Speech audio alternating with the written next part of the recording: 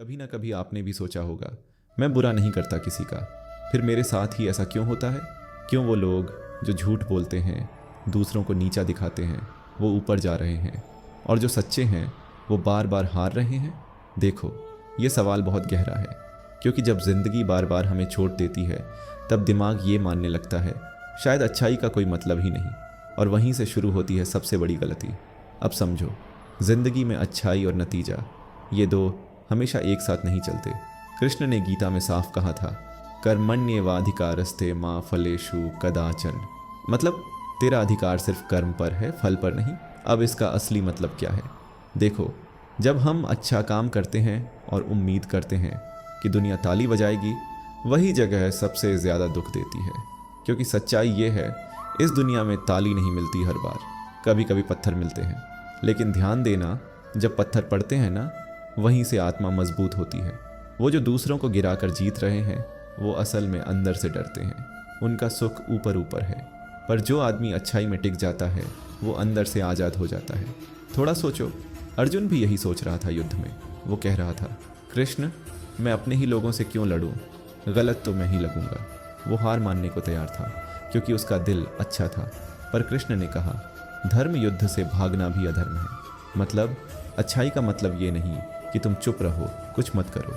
असली अच्छाई वो है जहाँ तुम सच्चाई पर टिके रहो, चाहे सामने कितनी भी नाइंसाफ़ी क्यों ना दिखे। अब यहीं बहुत लोग गिर जाते हैं, क्योंकि उन्हें लगता है कि भगवान ने साथ छोड़ा, पर भगवान ने तो कभी साथ छोड़ा ही नहीं। बस वो चाहते हैं कि तुम अंदर से समझो कि असली जीत क्या है। कभी कभी भगवान तुम्हारा रास्ता रोकते नहीं हैं, वो बस तुम्हारा ध्यान बदलते हैं, क्योंकि वो जानते हैं कि जो तुम मांग रहे हो वो तुम्हारे लिए सही नहीं।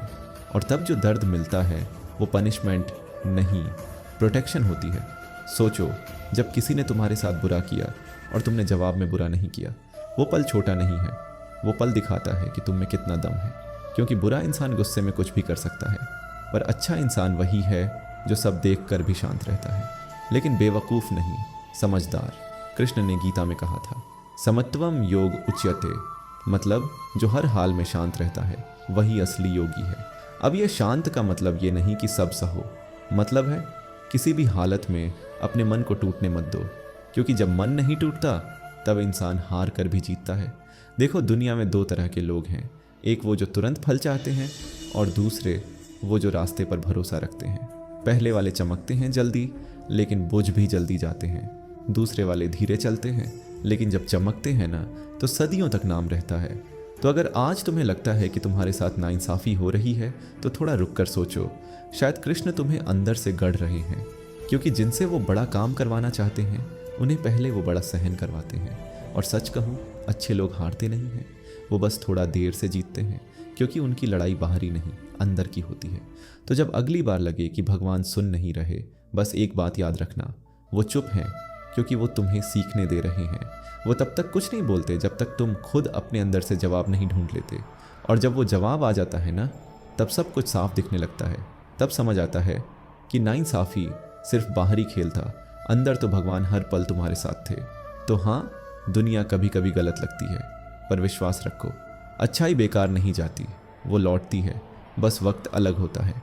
अगर तुम अभी भी अच्छे हो तो समझ लो, भगवान तुम्हारे अंदर हैं, और यही तुम्हारी असली ताकत है।